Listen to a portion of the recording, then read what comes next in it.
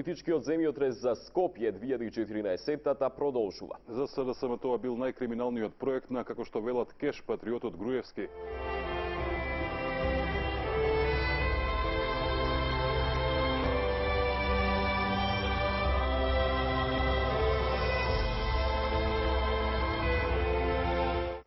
Наспроти ова се реалните проблеми на граѓаните.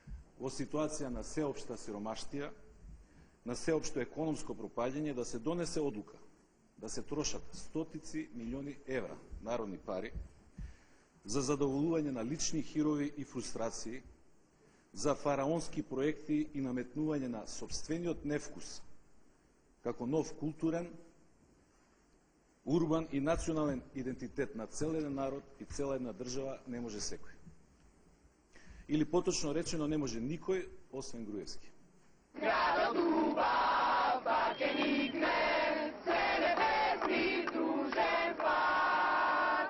Пак по сонце целке викне, како дополнежен как. Дека добар дел и негодување беа поттикнати од опозицијата, бидејќи за градбите, како што е, да кажеме, Вероцентар или Рамстор, и тогаш имаше студенти, но тогаш тие студенти, зборам по архитектура од плошта Столова, како невладина организација, или тогаш тие не излегува. Значи, не дека студентите по архитектура постојат од вчера.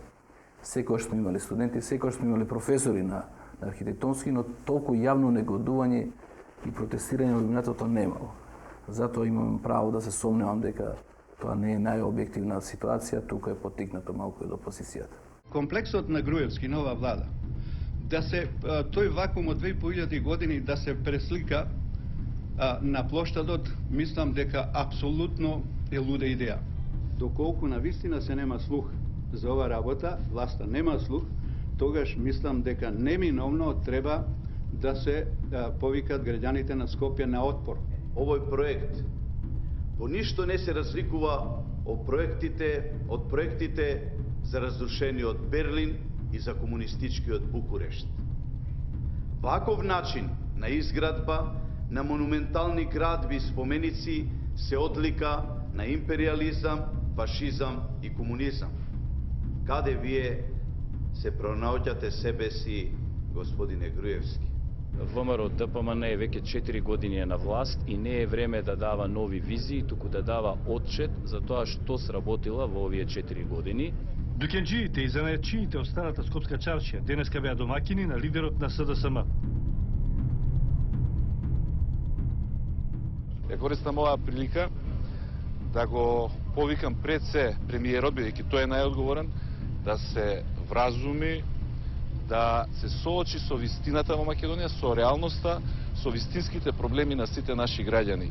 И парите од народот да ги дава за народот, да ги преусмерува за решавање на нивните проблеми, а не за градење на некакви своји фараонски градби кои што ќе бидат споменик на едно недемократско и неодговорно владење. 10-та година да живеете во Скопје, а да пиете вода од канистери од буриња е и срамота, е и греот.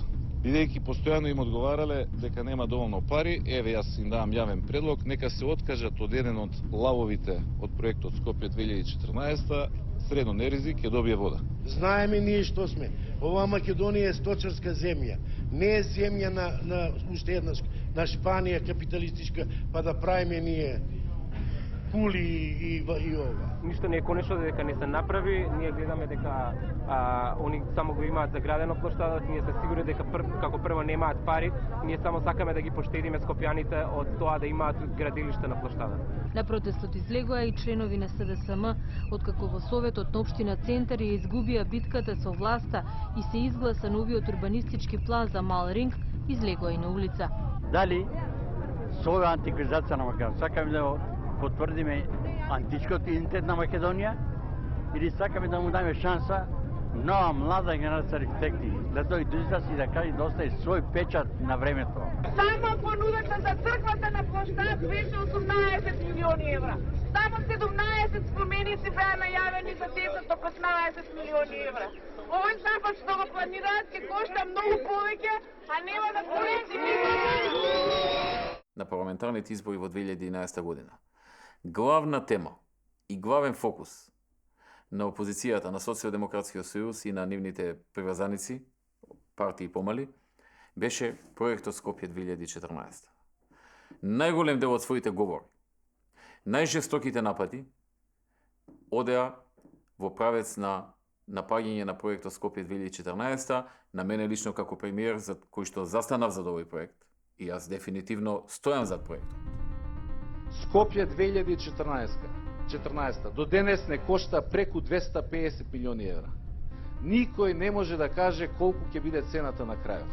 Дезинформирајќи ја јавноста дека проектот ќе чини 200 милиони евра, што е целосно неточно, според пресметките проектот треба да чини околу 80 милиони евра во 8 буџетски години. Кога народот осиромашува, кога стопанството пропаѓа, кога долговите се зголемуваат, оваа власт троши огромни народни пари, ваши пари, наши пари, за забегани проекти. Додека луѓето немаат леп да јадат, тие градат споменици, музеи со восочни фигури, музеи за на вода, триумфална капија. Кој триумф го славиме? Која победа ја славиме? Во Европу не може да идеш со којни со магаринја. Со вуци, со не знам што. По 27 милиона ери дao за некоја којни тамо да во площад да става. Да пости го ако ти маш. Да пости го, а не да го барка да му ред. Да му ред площата. Трпи народот. Не да Македонија да ка трпи јадење. Како не му е срам на Ализабета Камшевска да се срами бе пред народ глас му давале бе срам да му е. Премиерот Груевски испраќа тажна и опасна порака. Одборот за изградба на Бурмали џамија најавува дека за односот на Груевски кон другите верски заедници ќе ја информира меѓународната заедница. Како што предвидувате градење на црква на плоштадот во Скопје, на ист начин да предвидувате и градење на Бурмали џамијата на истиот плоштад. Зошто градиме црква на плоштадот? Македонија во радиус од 1 километар има 3 големи цркви. Исто така имаме и многу џамии во градот, меѓутоа прашањето е каде е тука еднаквост. Ова е една порака до нашиот премиер, што многу се шитка како фраер. Тогаш и ние бараме на овој потек на западниот излез и влез во Скопје да се изградат 5 цркви. 5 цркви затоа што има 5 џамии, ако сакаат да има Бурмали џамија на плоштад, тогаш нека има и 5 цркви во Сарај. Или ако е полесно, бараме на потегот од Шаер до Радишани да бидат изградени 16 цркви, затоа што таму има 16 џамии. И ние младите од Скопје, албанци и македонци и сите граѓани на Скопје сме против градењето на ѕидови кои што го делат градот на два дела. Мислам дека градењето на црквата во плоштадот е политичко решение од самиот факт што во општина Аеродром 98-99% се македонци. Значи од македонската национална припадност немаме ниту една црква. Невладината Деница бара не една, туку 2 цркви на плоштадот. Таква црква овде имало уште пред 5 века. Тоа е свето место за христијаните кои од секога живееле овде. Народното движење на Бачев побара да се урне една од џамиите на влезот во Скопје кај Сарај, оти како што тврдат била дивоградба. Заедница фрли клетва, Господ ќе ги казни сите оние кои нема да го вратат имотот на ИВЗ. Внимавајте, оние што прават експерименти со вакуфи, ќе ги најде клетва од Бога и казна од луѓе. До споменикот на партизанот Чеде Филиповски даме на плоштадот во Гостивар да се изгради споменик на Џемел Хасани, познат како Џемо Хаса. Џемел Хасани во историјата важи за еден од водачите на балистичко-фашистичкото движење во Западна Македонија за време на Втората светска војна. Протестирањето против, да кажеме, црквата на плоштадот или против Скопје 2014 или овие како се викаат плоштад Слобода. Нивната цел не е да нема црква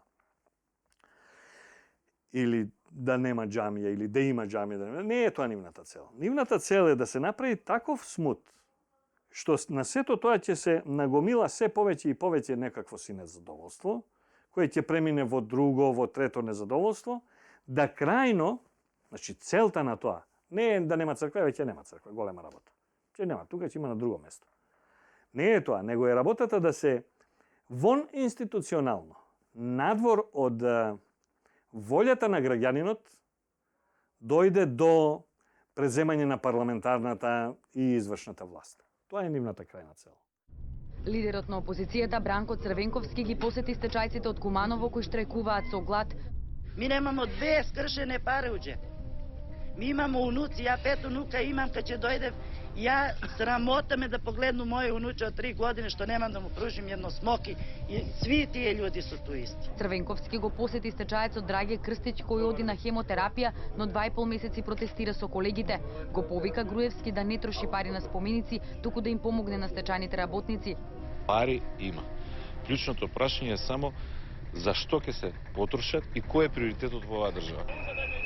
Со јајца по лавовите на Груевски, револтирани од неправедниот однос на власта, стечајците од државата незадоволството го историја врз како што велат мегаломанските проекти направени од нивни пари.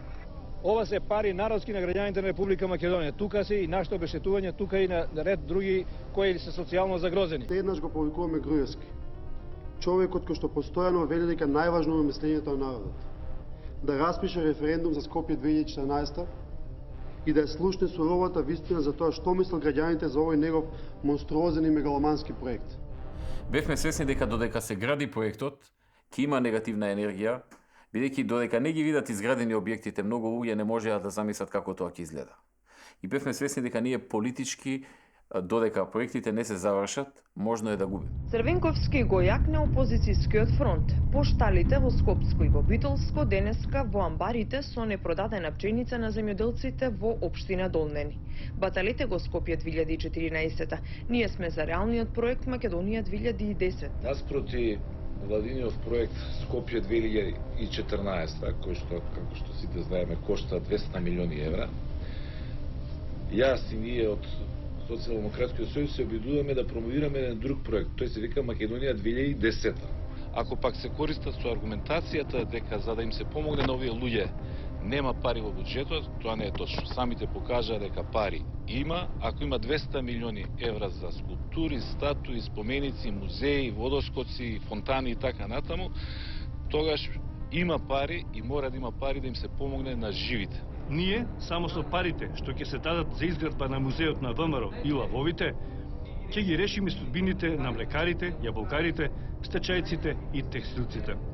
Господине Груевски, дали знаете во која држава живеете? Дали воопшто познавате историјата на сопствениот народ? Дали знаете колку болници, колку градинки, колку училишта, колку фабрики лежат и се кријат во овие ваши нови градови? Стечајните работници вторнички во Скопје. Прво рецитираа поезија, а потоа со јајца удрија по владата. Дојдов недоцеј наш, за државата власта не ни дава спас. Маки наши тешки, што бараме само корка леп, а бевне наивни за нивните цели, за нивните фотели. Поддршка за стечајците дадоа и представниците од партиите од опозициониот блок. Не треба владата која од 2006 е на власт во оваа држава да бара постојано изговори зошто не може да го реши овој проблем. Може да ги запре непродуктивните инвестиции околу 2014 и дел од тие средства да издвои за стечајните работници. Ние понатаму ќе продолжиме и во собранието да предлагаме закон, да ги поддржуваме нивните иницијативи. Без оглед на тоа дали првиот парламентарец Рајко Ваљановски ќе закаже или не итна седница, опозицијата има намера да ја реализира својата идеја во собранието да се дебатира за проектот Скопје 2014. Доколку не се закаже седница, СДСМ размислува да почне да собира потписи за референдум на кој граѓаните би кажале дали се согласуваат парите да се потрошат за оваа намера. Таа опција е отворена. Таква одлука дефинитивно се уште не е донесена.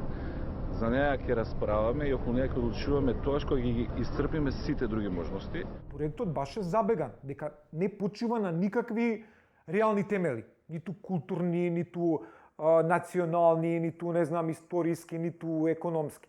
Значи дел од тие аргументи се, да речам и овие прагматичниве, рационалистичкиве, економските, да речам аргументи, кои знаете мене ми се малку онака двосмислени, секогаш има нота на демагогија во тоа кога кажете дека денот на еден психијатриски болен во Македонија чини 300 динари, кој што чини, тоа е факт, сек заедно. Значи од лековите, храната до пижамата и грењето, ние одвојуваме ко нација, ко заедница да речам, 300 денари за психијатриски болен. И сега знаете, во таква една земја кај што луѓето се стварно истресени од памет, како да кажам, истресени од гаки, владе тоталено на ужас економски, и вие као трошите најмалку 200 милиона евра, а нема бидат 200, ка бидат многу повеќе, на нешто што е неодржливо и непродуктивно. Од друга страна се појавија критики базирани на некој социолошки план кои заговараат на непринципиелен однос на власта околу проектот 2014, затоа што огромни средства се ставени на некорисни работи, како што се споменици и згради, а не им е дадено на стечајците и на другите сиромишни за храна и за лекови. Значи, една повторно партизанска реторика која се појавува, нели, како ретро-болшевичка идеологија. Но мојата позиција визави тие приказки се прво да земеме, да речеме, од кај доваѓаат тие критики, нели? Критиките доваѓаат од луѓе кои биле 15 на години на власт и никогаш не нашле средства да се направи нешто за опште добро. Туку секогаш тие пари завршувале, да речеме, или на некои Кајмански острва, така, во некои банки, или па гледаме се изгради доста подводнието, да го речеме. Цел еден град со десетици илјади куќи е направен за овие 15 години транзиција. Значи, сега имаме една инверзија. Порано тие пари иделе и се граделе приватни куќи на водно, а денеска приватните куќи на водно си градат бизнисмените кои генерираат така недржавни пари, туку пари од нивните бизниси, но одеднаш гледаме државата нашла за сходно да направи нешто за народот во котлината. Нешто што не е направено со десетици години. Дури да ги направат сите тие згради, а многу тешко ќе ги направат, и тие споменици, тешко ќе ги направат бидејќи се неодржливи, не враќаат ништо од парите. Значи, дури да ги направат, нема нешто кој знае што да се драматично да се. Кога поминете покрај Александар Македонски, кажете 10 милиона евра за ова. А 10 милиона евра се 10 фабрики од по милион евра, кај што може да се вработат неколку илјади луѓе. Приказката за храната е идиотска приказка, тоа е патетична, сентиментална приказка која треба да ги мобилизира масите, а е изречена од најбогатите слоеви на Скопје. Сите тие што ја тераат таа приказка се жители на тие куќи, нели? Водно, Дебармау, се тоа се луѓе кои Карпош, нели, кои се виша средна класа или кои се припадници на бившата црвена буржуазија. Значи, една неверојатна хипокризија владе. Имаше луѓе кои се обидоа да ги изедначат политиките на полн стомак со она што е духовна надградба, правдајки дека сега не е моментот, затоа што немаме пари, и заборавајки дека да си го постават дополнителното прашање. Ако народите своите духовни потреби ги исполнуваат и ги остваруваат само кога им се полни стомаците, светот денеска немаше да изгледа вака. Груевизмот работи само ни создавање впечатоци, само фасади. Ништо темелно, ништо трајно и ништо вложување во луѓе. Според мене, јас барем не го гледам. Може би има некои канали кај што некои луѓе се поддржуваат, јас тоа не го гледам. Ако има да се поддржуваат некои луѓе, претпоставам дека се тоа критериуми фамилиарно партиски, а не критериуми на заедницата и на иднината. Во изминатиот период се водеа голем број на полемики околу целиот проект, неговата финансиска, функционална и стилска оправданост. И сето тоа во услови кога светот го зафати големата економска криза. Економистите многу добро знаат дека лидерите на светската економија на денешницата се согласни дека меѓу останатите пакет мерки кои се преминуваат во услови на светска криза, а по препораки на познатиот прочуениот американски економист Кейнс од 30-тите години од минатиот век, еден од начините за надминување на кризата е да се инвестира во долгорочни капитални инвестициони објекти.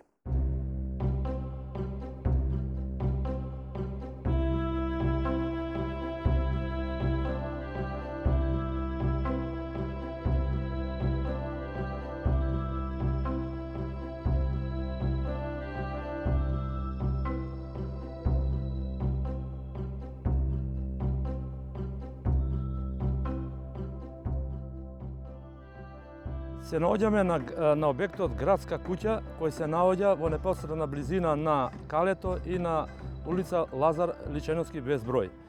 Објектот е приземје, 5 спрата и 3 подромни, со вкупна површина негде околу 12.791 метар квадратен. Во подромски простори се наоѓаат простори за паркинзи, негде околу 143, приземје се, простори влезни холови со други простори, а спратот од први спрат до пети е вкупна површина негде околу 5500 квадрати. Тоа е една огромна површина која ќе служи за потребите на администрацијата на град Скопје. Во овој период на овие 5 години Скопје си има изградено доста многу, како со објекти од инфраструктура, така со објекти, деловни објекти, стамбени згради, катни гаражи, потоа мостови и други припратни објекти. Работам 42 години, работно искуство. Сега моментално се наоѓам на Градскава куќа, а иначе имам работено порано на Градски стадион, потоа имам работено на плоштад Македонија, на Фонтанана, на Александар, а потоа имам моментално работено и Карпушово стание. Сега се работи од пуна парија, пошто треба да го предадеме. Градбата е доста голема, стандардот е наш многу подобрен, затоа што тоа покажуваат нашите, стандарди кои што се како во однос на примање на плата, со ови што се платени доприноси. А за овие 4-5 години промената е добра, стандардот е повишен, редовна плата има, сите придонеси кои требаше да ги плаќа, да речеме, фирмана, се платени. Така да, што ми има работа, има и пари. Јас би сакал само еден податок да кажам, за да се види колку се гради моментално во Скопје, доволно е да се погледни на места кај што се наоѓаат кранови. Тоа се безброј кранови кои што е доказ колку се гради со висококатни објекти. Тоа е еден податок што јас мислам дека не сме го виделе ние пред 5 години да било вака.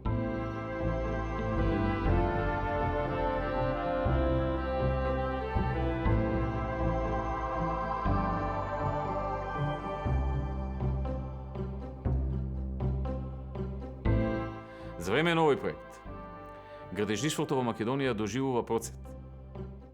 Ако се погледнат бројките од Државниот завод за статистика, во 2009, во 2010 година, во кој што имаме страшен пад на индустријското производство, имаме страшен пад на економијата, генерално заради светската економска криза.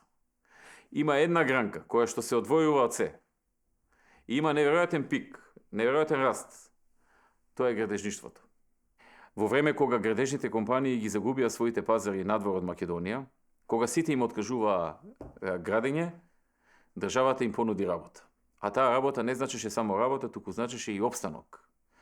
Таа работа значеше живот, преживување за директно преку 10.000 работници, индиректно 40.000 работници. Скопје 2014 е можно и да се измисли и да се гради само ако се увиди тажната вистина на македонската реалност, а тоа е дека ние ја изгубивме својата слобода. Ние ја немаме слободата која што е неопходна за развој на едно демократско општество, а губитокот на слобода можете да го најлесно да го видите по тоа што луѓето се плашат. Од овде мрдање нема. Знам дека е студено, ама и громови и метеори нека паѓаат, има да издржиме. Затоа што работата заради која што сме дојдени е многу скапа, многу вредна. И за тоа вреди да остоиме и да издржиме. Зашто сме вечера тука? Тука сме затоа што државата ни е водат во погрешен правец кон провалија. Тука сме затоа што економската ситуација ни е катастрофа. Затоа што стопанството ни пропаѓа. Затоа што индустриското производство 14 месеци поред паѓа. Затоа што бројот на вработените во индустријата се намалува. Тука сме затоа што бројот на сиромашните, тие што се борат да преживеат од денес до утре, секој ден станува се поголем. Затоа што имаме рекордна невработеност. Тука сме затоа што имаме власт која што стана наркомански зависна од странски и се поголеми кредити. Затоа што за 3,5 години нашиот јавен долг од здравство го зголемија од 1,1 на 2,1 милиарди евра за 90%. Затоа што само за првите 10 месеци оваа година внатрешното задолжување го зголемија за 55%. Само вчера владата на Груевски се задолжи на домашниот пазар за нови 100 милиони евра. Само во еден ден. И зашто се трошат тие пари, тие кредити, тие пари и долгови што ќе мора сите ние да ги враќаме? Не нашите деца и внуци, нема толку далеку да биде. Ќе треба ние да ги враќаме за 2, 3, 4, 5 години. 350 милиони евра заглавија во камења, во мермер, во бронза, на 1 километар квадратен тука во Скопје. Споменици, музеи, фонтани, жални врби во Вардар, украсни огради на мостови. Драги пријатели, народот нема леб да јаде. Груевски решава да си ги лечи своите фрустрации. Споменици градиме, живите луѓе ни страдаат. Наша должност, наша обврска е да ставиме рампа, да кажеме стоп, не може повеќе, доста е. Овде застануваме и не ве пуштаме понатаму. Драги пријатели, 2 недели им ги оставивме улиците и помислија дека се нивни. Од вечерва си го враќаме и парламентот назад и улицата назад. Обструкции и грубо кршење на деловникот, закани, пцовки, насилие и демонстрација на сила презентираат пратениците на СДСМ. Во атмосфера како никогаш досега донесен буџетот за 2013-та.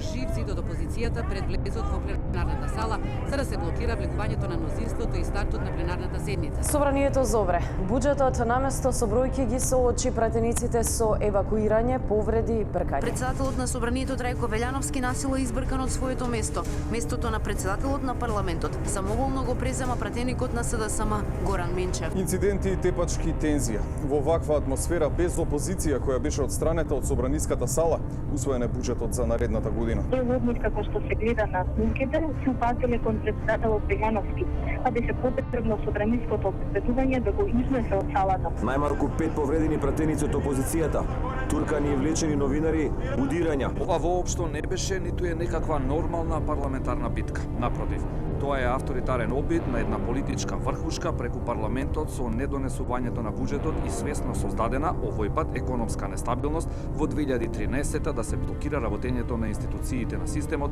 како и да се спречи одржувањето на престојните локални избори. Опозицијата го информираше Хелсинскиот комитет за човекови права за инцидентите што се случија во парламентот во понеделникот. Покрај кршењето на деловникот и уставот, дојдовме до сознание за нарушување на нашата приватност преку тајно поставување на камера во холот на собранието. Од утре почнува општа граѓанска непослушност. Општа за слобода, за демократија, за Македонија, за иднина. Во центрот на Скопје, на само 100 метри од парламентот, на локацијата позната како Рекорд, повторно се собраа опозицијските лидери со сопартиците и со голем број на симпатизери на тие партии.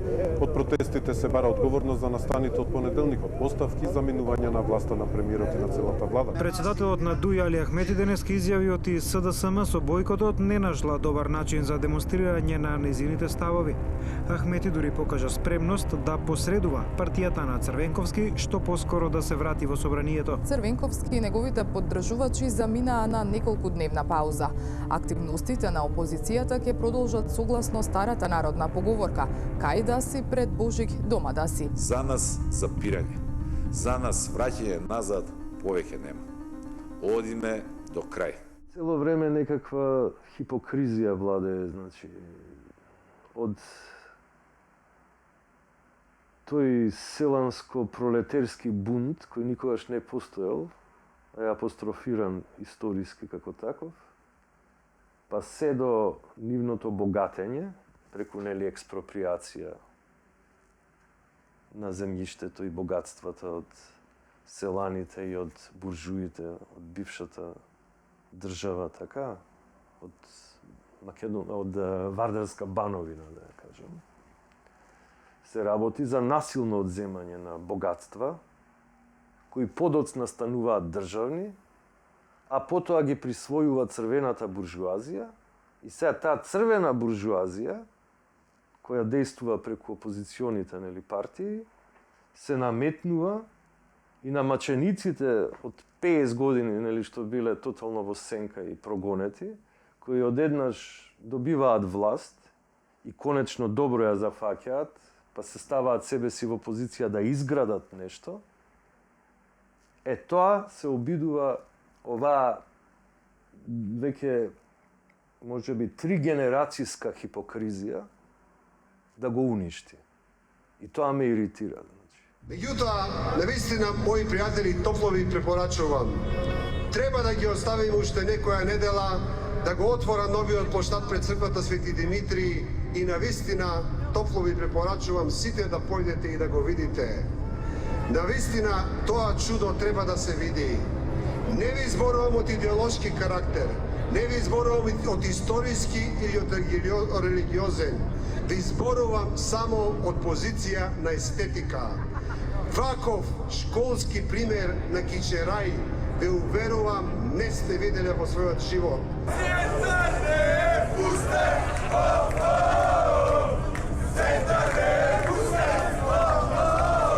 А сега чест ми да го најавам идиот градоначелник.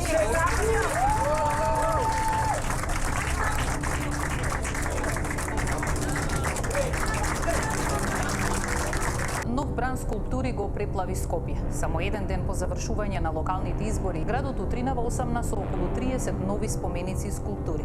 Дел од нив имаат плоча со име, а другите се уште се без ознаки. Ова е последното наградување на општинен центар.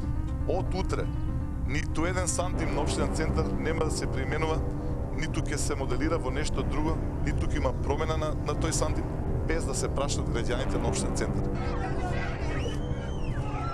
Скршени прозорци, туркање, навреди клетви. Стотици демонстранти денеска го окупираа седиштето на општина Центар, незадоволни од гласилите дека со новиот детален урбанистички план ќе се урива црквата Свети Константин Иран. Македонската православна црква дава целосна поддршка на граѓаните кои се собрава, но се собравме овие луѓе околу сите што се наоколу да го спречиме рушењето, бидејќи сме информирани не само што сака да го спречи градењето, но сака и објектот да го сруши. И по неколку обиди, Советот не успеа ниту да донесе дневен ред во кој ќе се одвива седмицата, за која на прва точка е предвидено носењето на нов урбанистички план. Градскиот трговски центар ќе добие нова модерна фасада. Архитектонското решение предвидува нејзино целосно застаклување и според истото трговскиот треба да функционира како мол, односно да има и отворен и затворен дел. Нестручно и некомпетентно вака архитектите го коментираат идејното решение за новата фасада на ГТЦ. Во времето кога градскиот трговски центар се градеше, визионерски се осмислуваше за наредните 100 години. За разлика од лажните стилови преку кои сакаа да не вратат 300 години назад, реагираат архитектите. Ако денеска гледаме архитектура која што е лага, која што не е од оној материјал што го презентира, го нема тој простор што го сугерира и не доаѓа од времето од кое што сугерира дека доаѓа, тоа значи дека таа архитектура е лажна. Се ужаснувам кога ќе слушнам и кога ќе прочитам во медиумиве дека ГТЦ бил комунистички објект. Луѓе мои, ако ГТЦ е комунистички, Добар Корцие е најголемиот комуниста во светот. Во оваа јавна полемика, агресивна пропаганда против изградбата на проектот Скопје 2014, мислам дека се влезе, критичарите на проектот влегоа тотално неподготвени, имаше комплетна какафонија во нивните ставови, некои од нив беа толку абсурдни, да не речем глупави, да нас како нација не посрамотија. На еден перфиден начин, осмислено сценарио, го спроведуваше одредена групација. Јас не сум убедена дека сите тие биле свесни за каква цел се ангажирани и што одработуваат. Со оглед, нели, кога имате стеснета свест или не знаете за себе ништо, или веќе сте во фаза кога не ве ни интересира дали уопште постоите. Немате идентитет и не ви треба. А дали поставувањето на спомениците може да ја искомпликува состојбата? Од Скопскиот плоштад, каде треба да јава Александар, го имаме Боријан Јовановски. Боријан, какви се твоите очекувања? Така е, Тања. И овде зад мене требаше да има еден коњ и на него качен Александар Македонски како го јава. Но изгледа дека и тој, како и оној битолскиот Филип, тешко дека ќе се реализираат од истите причини за кои зборува и битолскиот градоначалник, а тоа се политичките причини, односно загрозување на позицијата на Македонија во меѓународната заедница, од која очекуваме толку помош во разрешување на нашиот проблем со Грција. Она што можеме да заклучиме е дека конечно нешто добро се случува во процесот на изнаоѓање на решение со Грција, а тоа е благо отстапување на македонската влада од така наречената антиквизација, која и нанесе толку многу штета на Македонија во меѓународните односи. Владата не ни информирала дека го сменила планот, дека на централното место во Скопје нема да има споменик на Александар Македонски, туку ќе има споменик на Филип II, и дека тој ќе биде представен заедно со своето семејство и дека ќе биде представен заедно со 4 горди македонки кои што ги спремаат своите синови да бидат воини. Значи, ништо од овие аргументи не држи, освен оној еден и единствен за кој прочитавме неодамна во Нью Йорк Таймс и се содржи во исказот на Владимир Милчин, кој се представува како истакнат интелектуалец и невладин активист, во кој тој вели: изградбата на Скопје 2014 имаше за цел да ја обнови нацијата, а штом се обнови нацијата, тешко дека може да се реши спорот со Грција.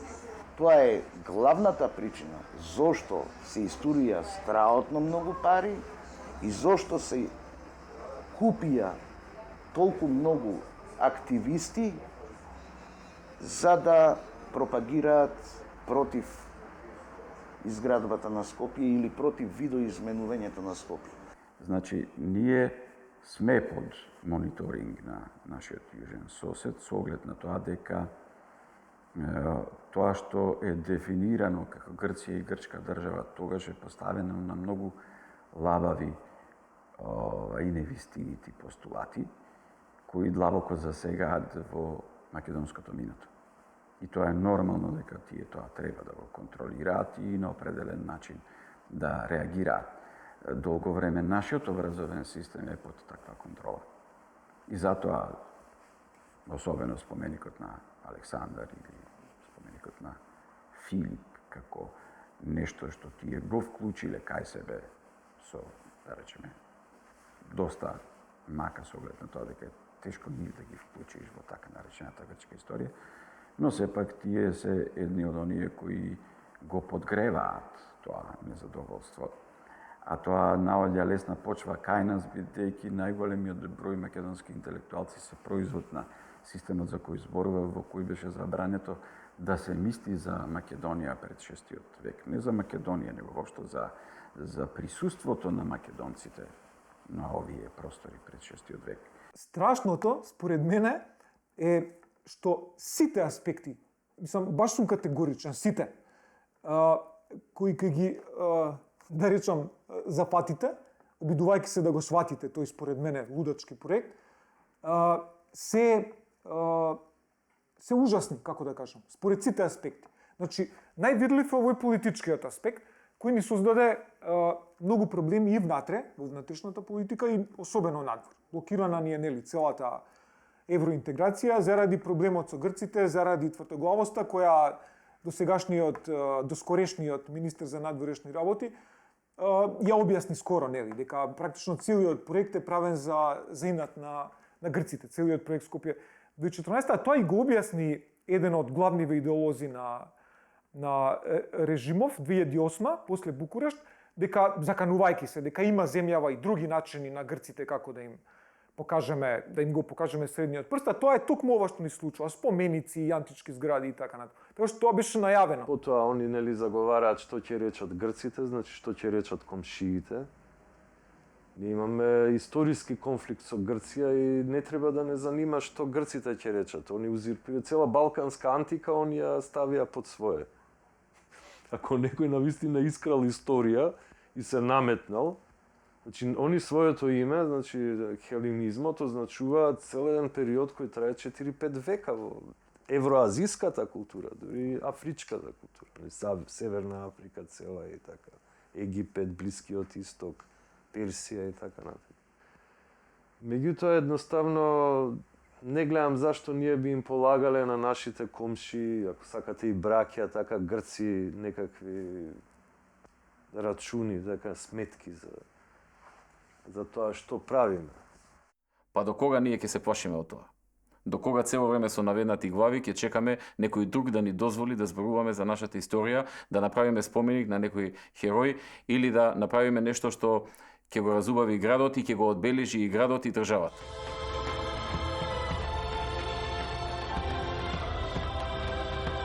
Има повеќе аспекти овој проект за зајакнување на националното чувство.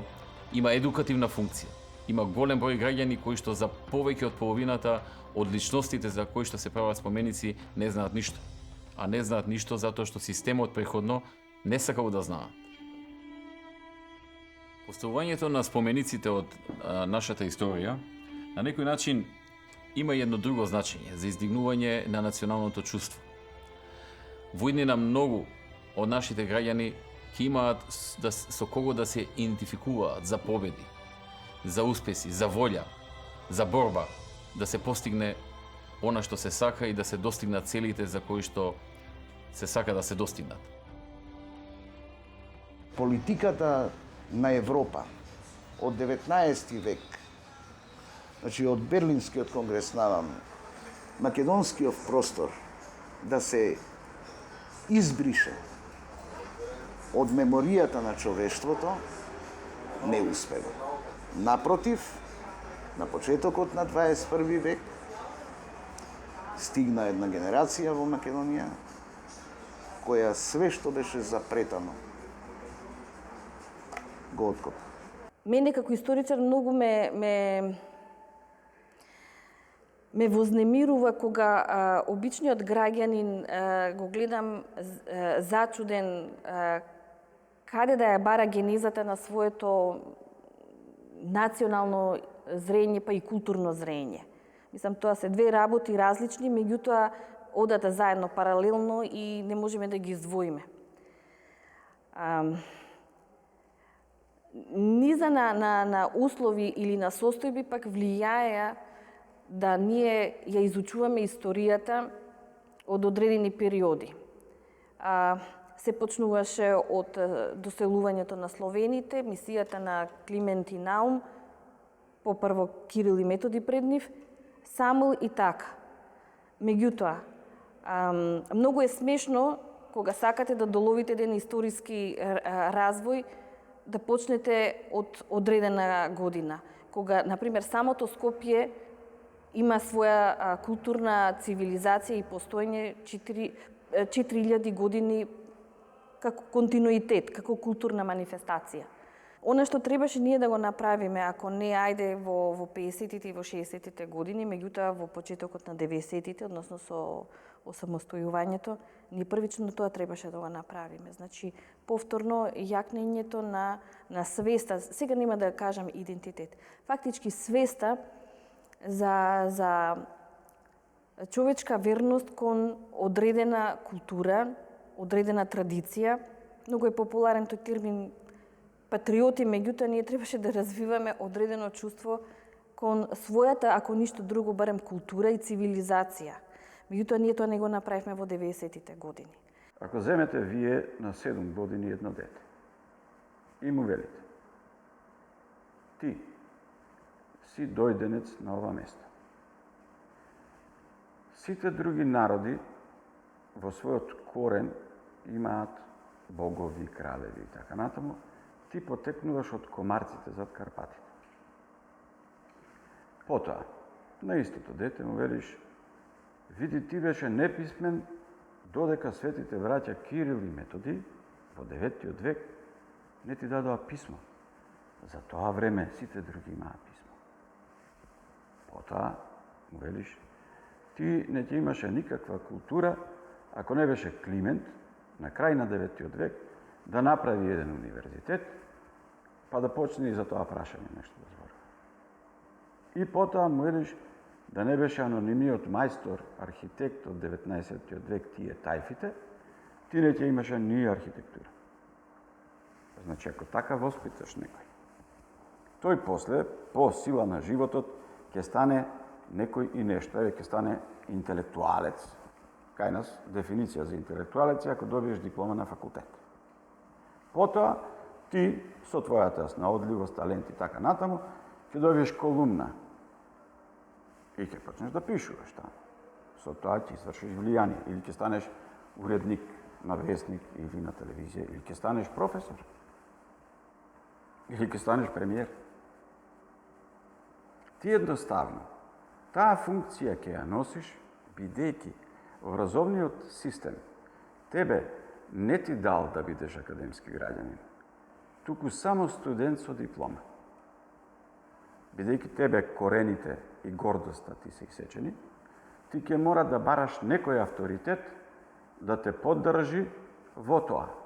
Најчесто новинарско прашање, например, кај нас е било, од било која сфера, нели овде кај нас ништо не чини? Кој да дојде да го прашува, вели да, бидејќи така си го поставил прашање. Тоа е прашање од школа. Кога тој ќе ги зафати своите позиции природно, тој едноставно за себе ќе ја чувствува таа платформа на ниска вредност и таа ќе ја шири и таа ќе ја поддржува бидејќи за неа добивал одлични оценки на факултет во средно, во основно училиште. И сега одеднаш нашите најталентирани, најдобри ученици, кои можат навистина по бројките што ги добивали, по знаењето што го покажале да зафатат такви позиции, тие се чувствуваат инфериорно спрема секој што е однадвор, бидејќи во образовниот систем него му е речено секој странец е подобар од тебе и секој воопшто е подобар од тебе, зашто ти си тој. Немаш корен. Тука е основата на твојата способност, ти можеш да си талентиран и најбрз на светот. Ама ако си од Македонија, бидејќи ти е отсечен тој важен психолошки момент, ти нема да бидеш прв. Без оглед на претходните резултати на тренинг. Значи, тоа е суштината на целиот проблем.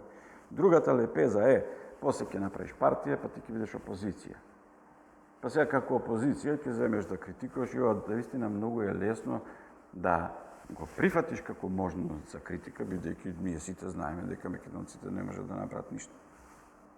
И не направиле. Се што правеле се предавале меѓу себе. И ти продолжуваш по таа инерција. Значи, клучот е таму.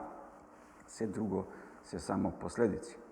Една од, да речеме, работите кои кога мене ме прашуваат луѓето, дошле многу радија, телевизии, вестници во врска со 2014, јас се разбира не го зборувам овој дел таму.